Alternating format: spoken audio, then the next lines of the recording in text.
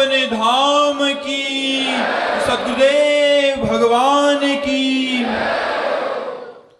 राधे राधे महाराज जी। महाराज जी, शास्त्रों के अनुसार हर गृहस्थ को अपनी जीविका का 10% धर्म कार्यों के लिए निकालना चाहिए। महाराज जी, यदि पति कंजूस सा हो तो मतलब उसके धन से 10% चोरी कर सकती हूँ? वो चोरी उसके लिए मंगलकारी होगी। अगर हम 100 रुपये में से 10 रुपया निकाल कर किसी गौशाला में दे देते हैं, किसी संत को भोजन दे देते हैं, किसी बीमार को औषधि दे देते हैं, तो इससे आपके पति का भी मंगल होगा और आपका तो मंगल होगा ही। आप सच्ची धर्म पत्नी हैं जो आप अपने पति का मंगल करने के लिए ऐसा सोच रहे हैं। इसे चोरी नहीं कहते, क्योंकि अर्धांगिनी हो तो पति की हर संपत्ति पर आपका अधिकार है। चोरी उसे कहते हैं जो दूसरों की वस्तु ली जाती है। आप अपनी वस्तु का दान कर रहे हैं, क्योंकि पति आपके हैं तो पति की संपत्ति आपकी है और आप अपनी संपत्ति का दशांश दे रहे हैं, इसलिए वो चोरी नहीं, वो धर्म है जिसमें पति का भी मंगल होगा और आपका भी मंगल होगा। राघव यादव जी, मध्य प्रदेश से। राधे राधे महाराज जी। महाराज जी, आपके चरणों में कोटि कोटि प्रणाम। महाराज जी, वेद कहते हैं कि तत्त्वम असि, तुम वही हो। महाराज जी, ये समझ नहीं आ रहा कि मैं कौन हूं, और जब मैं वही हूं तो मैं क्यों किसी की खोज कर रहा हूं और भगवान मुझको दिखते क्यों नहीं जबकि वो मेरे अंदर हैं। इस गूढ़ रहस्य को कैसे समझूं महाराज? बारी मथे घृत होए बरु शिकता ते बरु तेल, बिनु हरि भजन न भवतरी या सिद्धांत अपेल। जब तक भजन नहीं करोगे तो पानी मथने से भले घी निकल आवे, बालू पेरने से भले तेल निकल आवे, ले शास्त्रों की बातें पढ़ने से, अटकल लगाने से आत्मस्वरूप का बोध नहीं होता, ब्रह्म साक्षात्कार नहीं होता। गुरु की शरण में जाकर उनके द्वारा बताई हुई साधना पद्धति से मन को असंग करते हुए जब निरंतर परमात्मा में लगाया जाता है तो किसी से पूछने की जरूरत नहीं पड़ती कि मैं कौन हूं। ब्रह्मविद ब्रह्मयु भवति, जो ब्रह्म को जान लेता है वो ब्रह्म स्वरूप हो जाता है। भजन करो तो भगवान जना देंगे। सोई जाने जिह देहु जनाई, और जानत तुम्हें हो जाई। तत्त्वमसि, तुम वही हो, ये अनुभव हो जाएगा। पहले साधना करो, बातों से थोड़ी हो जाएगा ये। एक किसान भी रोटी जब खाता है तो पूरे साल मेहनत करता है, खेत तैयार करता है, बीज सुरक्षित रखता है, बीज बोता है, फसल की रक्षा करता है, पानी लगाता है। जब फसल परिपक्व होती फिर उसे काटता है, तब कहीं जाकर के खाने योग्य होता है। तो ऐसे ही साधु महात्मा अपना जीवन भगवान के चरणों में न्यौछावर किए हुए उसी तत्व के जानने के लिए तो पूरा जीवन अर्पित किए हैं। तो चाहे गृहस्थ में हो चाहे विरक्त में हो, साधना तो करनी ही पड़ेगी। यदि भगवत तत्व का बोध प्राप्त करना है या प्रेम, तो साधना में लगो। पहले किसी गुरु का वर्ण करो। अगर ज्ञान मार्ग में जाना है तो तत्व ज्ञानी गुरु का वर्ण करो। प्रेम मार्ग में जाना है तो किसी वैष्णव गुरु का वर्ण करो और उनके द्वारा बताई हुई पद्धति से चलो, तब शुद्ध ज्ञान होगा। ऐसे मनमानी थोड़ी हो जाएगा। अनासक्ति जी, कश्मीर से। राधे राधे महाराज जी। महाराज जी, ऐसा क्या करें कि जिससे भगवान श्री हरि रीझ जाएं और सामने से ये संसार माया रूपी पर्दा हट जाए? राधा राधा राधा राधा राधा, निरंतर नाम रटो, निरंतर नाम जप करो, फिर आप खुद देखेंगे आपकी स्थिति क्या है। जैसे कोई गहरे पानी में बैठ जाए तो ऊपर का सब शून्य हो जाता है, ऐसे ही नाम ऐसे गहरे आनंद में डुबो देता है कि भोगों की स्मृति, संसार के नानात्व का ये भान, ये सब छूट जाता है। पर दीर्घ काल निरंतर सत्कार सेवितो दृढ़ भूमि, जो बहुत लंबे समय तक आदर के सहित निरंतर नाम जप करता है, वो इस नानात्व पर विजय प्राप्त कर लेता है। डट के भजन करो, सब मिल जाएगा। डट के भजन करो, सब ज्ञान हो जाएगा। भजन करना नहीं चाहते, ऐसे ही ज्ञान, वाणी के ज्ञान से काल पर विजय प्राप्त नहीं कर सकते। जब तक तत्वबोध नहीं होगा, भजन नहीं करोगे, तब तक बात नहीं बनेगी। वाणी का ज्ञान तो बहुत उपदेश हो रहे हैं, पर उपदेश कुशल बहु तेरे। अगर नाम जप नहीं चल रहा, भगवत स्मृति नहीं चल रही, हम कुछ ज्ञान नहीं मानते, उसे कुछ ज्ञान नहीं मानते। सनकादि महापुरुष हैं, भगवान के अवतार हैं, फिर भी हर समय हरिशरणम हरिशरणम हरिशरणम जपते रहते हैं। यदि भगवान का नाम जप नहीं चल रहा, भगवत स्मृति नहीं, तो ज्ञान किस बात का हो? तो जोग कुजोग ज्ञान अज्ञानु, जहाँ नहीं राम प्रेम पर धानु। भगवान से प्रेम नहीं, तत्व से प्रेम नहीं, तो क्या है सब? फिर तो वाणी का विलास मात्र है। इसलिए खूब नाम जप करो। खुश आर्य जी, राधे राधे महाराज जी। महाराज जी, मैं साइंटिस्ट हूं और गगनयान मिशन से जुड़ा हूं। भारत का पहला मानव अंतरिक्ष मिशन है। जब अंतरिक्ष से हम एस्ट्रोनॉट्स ब्रह्मांड की अनंतता को देखते हैं तो इंसान बहुत छोटा महसूस होता है। ऐसे में मैं ये समझना चाहता हूं, ब्रह्मांड की अनंतता को देख ही नहीं सकते हो। भौतिकता में कुछ दूर तक आप भौतिक यंत्रों का प्रयोग कर सकते हैं। जहां सिद्धों का मन पहुंचता है वहां तुम्हारे यंत्र थोड़ी पहुंच जाएंगे। भेजो स्वर्गलोक, भेजो किसी विमान पे तो तुम ऐसे मिल जाए। भेजो स्वर्ग, भेजो। क्या है? विज्ञान भौतिक के अंतर्गत ही है। आज तक तुम्हारे विज्ञान ने मन का एक्सरा बना पाया हो तो हमें बताओ। केवल इस ढांचे का ही आप कर सकते हो। ये पांच भौतिक है, न मन का न बुद्धि का, कि ये मन, ऐसा मन, ऐसी बुद्धि, ऐसा चित्त, ये अहंकार, कहीं नहीं। सूक्ष्म की तरफ तो प्रवेश ही नहीं विज्ञान का। जहां से विज्ञान का अंत होता है वहां से अध्यात्म प्रारंभ होता है। तो विज्ञान एक लौकिक धरा की बात है, कोई अलौकिक धरा की थोड़ी बात है। अलौकिक धरा की बात तो अध्यात्म है। बहुत एक सुलझे हुए आए हुए थे इसरो के ही मर्जी साइंटिस्ट। हाँ, तो उन्होंने कहा था कि आप भी एक साइंटिस्ट हैं और मैं भी एक साइंटिस्ट हूँ, लेकिन मेरी साइंस जहाँ से समाप्त होती है वहाँ से आपका विज्ञान प्रारंभ होता है। वो आप बहुत अच्छे थे, सुलझे हुए थे, बहुत अच्छे थे। तो विज्ञान केवल पांच भौतिक रचना तक ही, वो भी एक लिमिट, एक सीमा, इसके बाद नहीं। महाराज जी, आपका भाव है कि अंतरिक्ष की खोज और आंतरिक खोज, जो आत्मा की खोज है, हमें क्या एक ही सत्य तक पहुंचाती है? ये भी ब्रह्मांड उन्हीं का है। क्या बाहरी खोज कितनी कर सकते हो? बता तो रहे, किसी में पावर हो स्वर्ग जाके दिखाओ। में जाओ देवराज इंद्र से हाथ मिलाओ जाके, है तुम्हारी ताकत? देवराज इंद्र क्या कुछ नहीं, एक त्रिभुवन का राजा है, मिलो जाके। कोई यंत्र, कोई मंत्र, कोई तंत्र, कोई सामर्थ्य ऐसी, चलो। अरे भगवान की माया बहुत बड़ी। आप ब्रह्म स्तंभ पर्यंतम साहब, अंतर की खोज वाली बात, तुम बाहर की खोज से बाहर से क्या मिल जाएगा?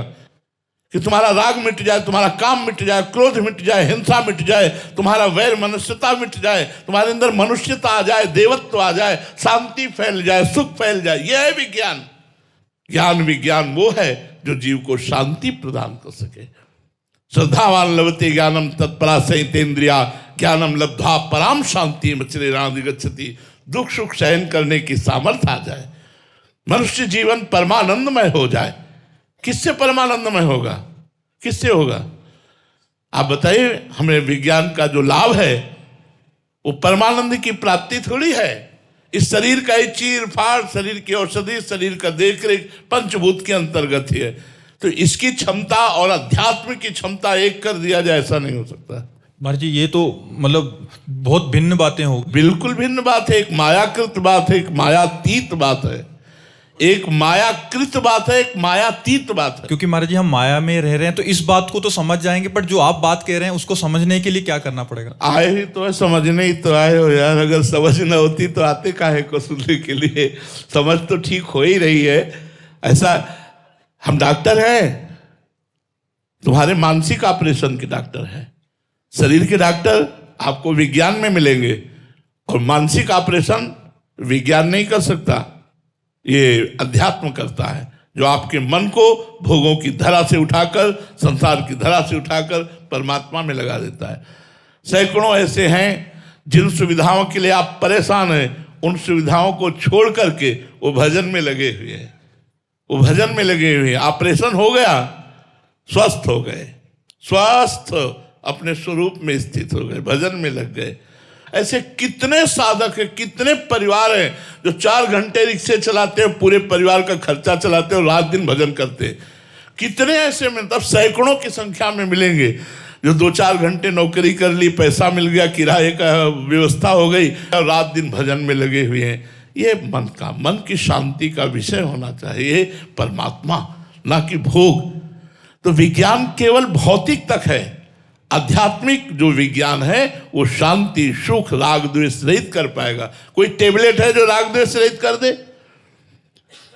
कोई ऐसी टेबलेट है जो हमारी बुद्धि को, हमारे मन को, चंचलता को रोककर परमात्मा बेहोश कर दोगे?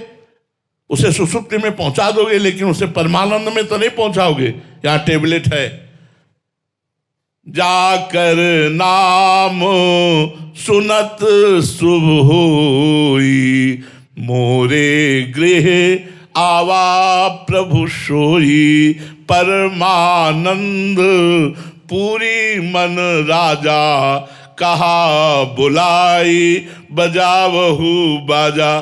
दशरथ जी को सूचना मिली पुत्र हुआ है। पुत्र जिसका नाम सुनते ही परम मंगल हो जाता है, वो भगवान मेरे यहाँ पुत्र रूप में परमानंद में डूब गए दशरथ जी। वही परमानंद भगवान यहाँ बैठे, यहाँ हृदय में। भजन के बिना वो पर्दा नहीं हटता, इसलिए खूब भजन करो। वैज्ञानिक को प्रणाम है, ये आपका एक विषय है, जिस विषय में बढ़ो, हमारे समाज को सुख पहुंचाओ, लेकिन आत्म सुख प्राप्ति के लिए आप भी भगवान का नाम जप करो, आप भी भगवान से जुड़ो। बिना भगवान से जुड़े आपका मंगल नहीं हो सकता। सिमरन कौर जी बिलासपुर से। राधे राधे महाराज जी। महाराज जी, गुरुवाणी साहिब और आपके द्वारा नाम रूपी अमृत और नाम रूपी दवा का हेतु कृपा प्रसाद होने के बाद भी महाराज जी ऐसा कभी कभी लगता है कि मन उसी कीचड़ में रहना ही पसंद करता है, विष ही पान करना चाहता है, दवा नहीं लेना चाहता। धाम और आपके वचनों के बल के प्रताप से आश्रय लिया है, वाचिक शरणागति कर दोनों हाथ उठा के महाराज जी मैं ममता रूपी दलदल से निकलना चाहती हूँ। बिल्कुल आप चिंता मत करो, आप चिंता मत करो। भाव कुभाव अनख आलस हो, नाम जपत मंगल दिस दस हो। चाहे भाव से जपो या कुभाव से जपो, श्रद्धा से जपो या अश्रद्धा से जपो, जितना नाम जप करोगे वो संसार से वैराग्य, भगवान से प्रेम और स्वरूप का बोध तीनों एक साथ कराता जाएगा। नाम में बड़ी सामर्थ्य है। पूरे जीवन की बाद, यात्रा के बाद विश्राम मिला है नाम में।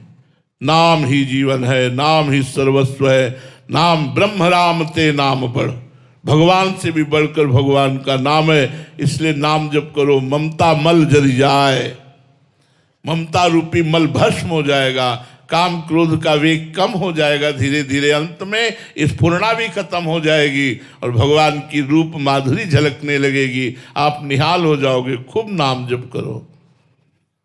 अमित पाल होरा जी बिलासपुर से। राधे राधे महाराज जी। महाराज जी, क्या वर्तमान जीवन की कठिनाइयां भी ईश्वर की कृपा का ही रूप हो सकते हैं? देखो, आपको सच्ची बात तो बताए कि जो वर्तमान की प्रतिकूलता है वो पूर्व पाप से प्रेरित होती है। ईश्वर बड़ा दयालु है, वो किसी को विपत्ति, संकट, दुख नहीं देता। हमारे पूर्व पाप कर्म हमको दुख, विपत्ति, संकट देते हैं और पूर्व जो पुण्य होते हैं वो सुख संपत्ति लौकिक देते हैं।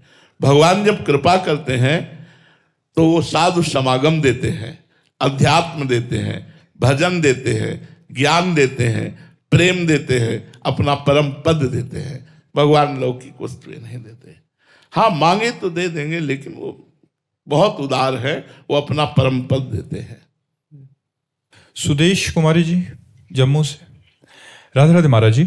महाराज जी, नाम जप करना दुनिया का मेरे को सबसे कठिन काम लगता है। हाँ, इसीलिए नाम जप करना दुनिया का बहुत सही अनुभव किया। ये हम भी कहते हैं कि सब कुछ बातें बना लो, लेकिन 6 घंटा 8 घंटा लगातार एक नाम जप करना ये सबसे कठिन काम है। किसी एक नाम को कई घंटे लगातार आवृत्ति करना, राधा राधा राधा, मन अशांत हो जाएगा, मन जो है वो बैठने नहीं देगा। और अगर आप नाम जप कर ले गए तो जीत गए संसार। नानक नाम जहाज है, चढ़े से उतरे पार। नाम रूपी जहाज पर जो चढ़ गया वो बहुत समुद्र से पार हो गया। नाम नामी को अधीन कर लेता है। सुमि पवन सुत पावन नामू, अपने बस करी राखे रामू। बस जबरदस्ती करो।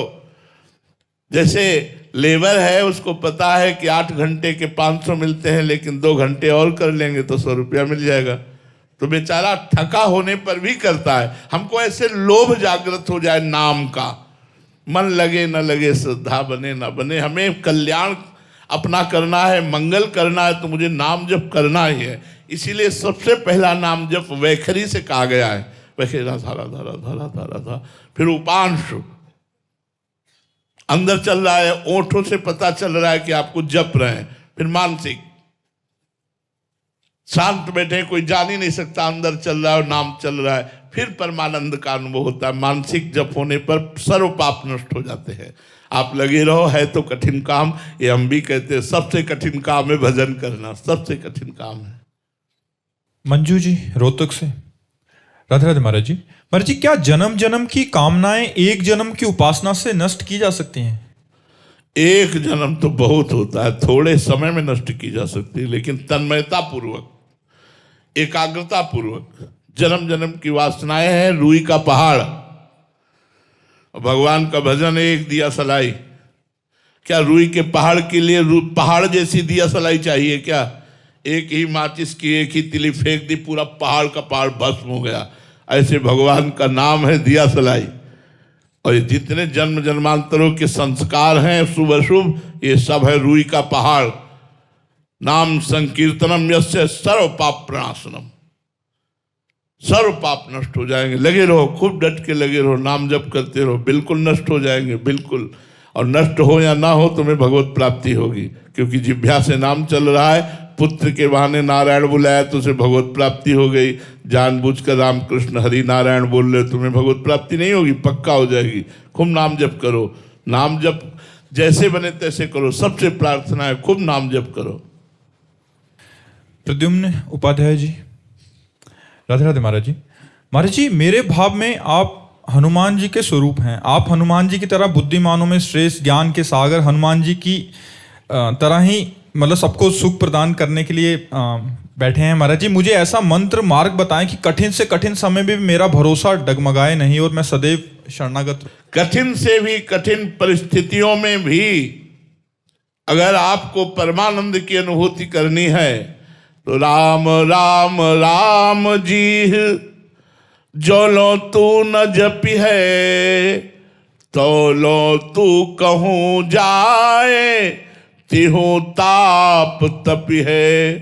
सुरसरी तीर बिन नीर दुख पाई है, सुर तरु तरे तोई दारिद्र सताई है। गोस्वामी जी कह रहे, जब तक अपनी जबान से राम राम राम राम ऐसा रटोगे नहीं, कहीं भी भाग के त्रिभुवन में चले जाओ, तुम्हें आनंद की अनुभूति नहीं होगी।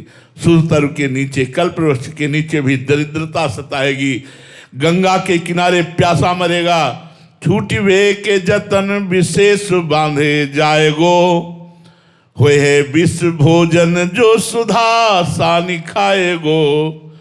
जितना छूटने का प्रयत्न करोगे उतना बंधते जाओगे यदि नाम जप नहीं करोगे। अमृत भी सान के खाओगे तो विष हो जाएगा, इसलिए खूब नाम जप करो। सबसे सरल सहज उपाय है भगवान का नाम जप करना। निश्चय कठिन और सरल कोई नहीं, कठिन उसके लिए जिसका अभ्यास नहीं, और सरल उसके लिए जिसका अभ्यास हो गया है। इसलिए खूब नाम जप करो, नाम जप से ही सब ठीक हो जाएगा। प्रीत जी, राधे राधे महाराज जी। गुरुदेव भगवान, श्री जी के प्रति सच्ची अनन्यता क्या है? अपनी सुधि भूल जाना। अपनी हूं सुधि ना रही, एक रहे हो नंदलाल।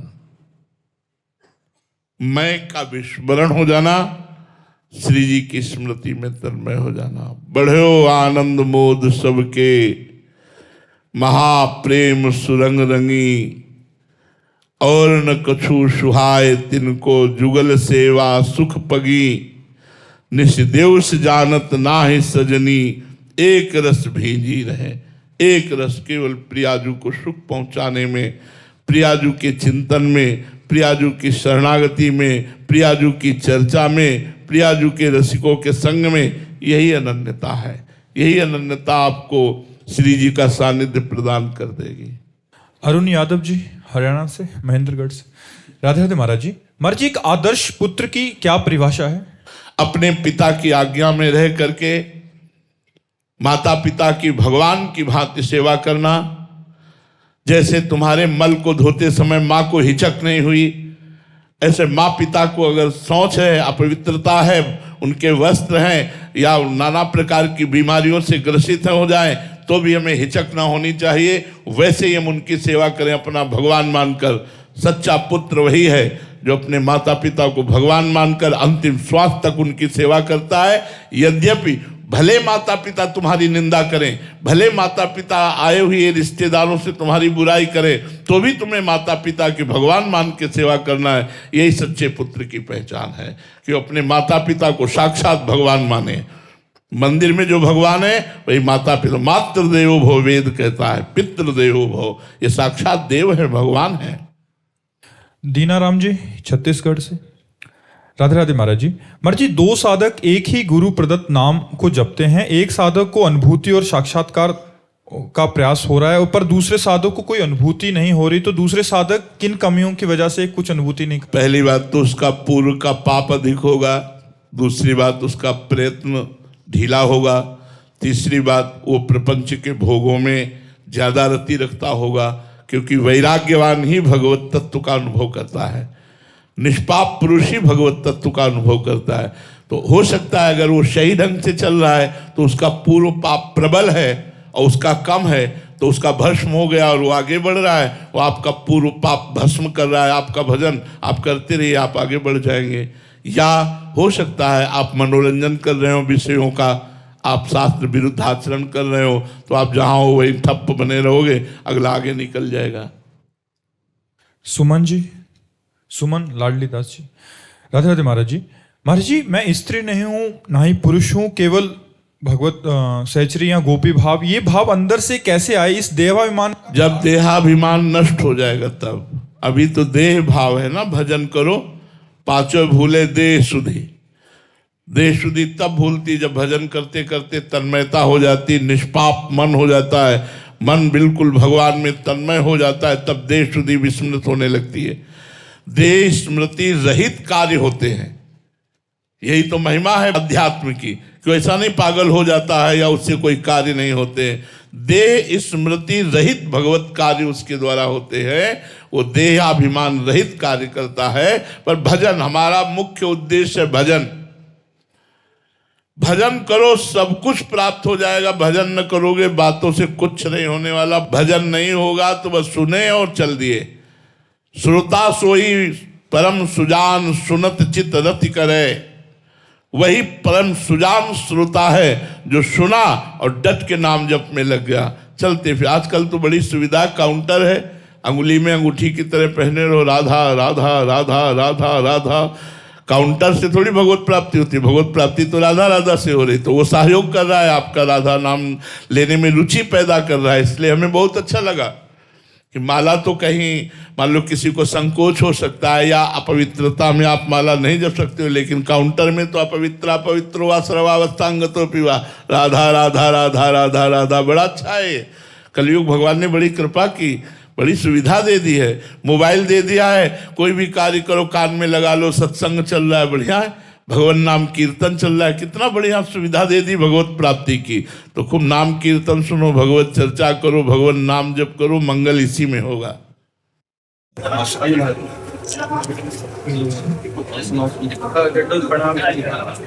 अपने ऑफिस में आवा है।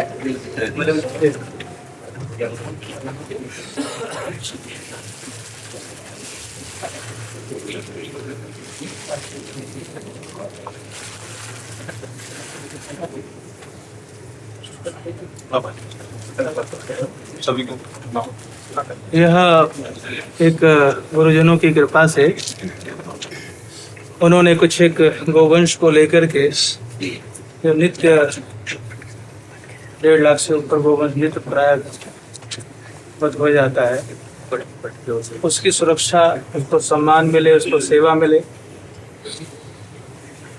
उस भाव से लेकर एक अभियान महाराज जी ने, गुरुजनों ने आरंभ किया है। वो आरंभ की दृष्टि से ये था, समग्र भारत में जितनी भी तहसील हैं, लगभग 700-800 के करीब जिले पड़ते हैं पूरे भारत में, 36 राज्यों में। उनके अंदर 5500 तहसील पड़ती है, क्योंकि समाज वर्तमान सत्ताओं से कहा गया, बोले कि ये समग्र राज्यों का विषय है गौ हत्या बंद होना। तो अगर समग्र राज्यों से ये बात निकलेगी, बात आएगी निकल के, तो हम इस पे कुछ कर सकते हैं।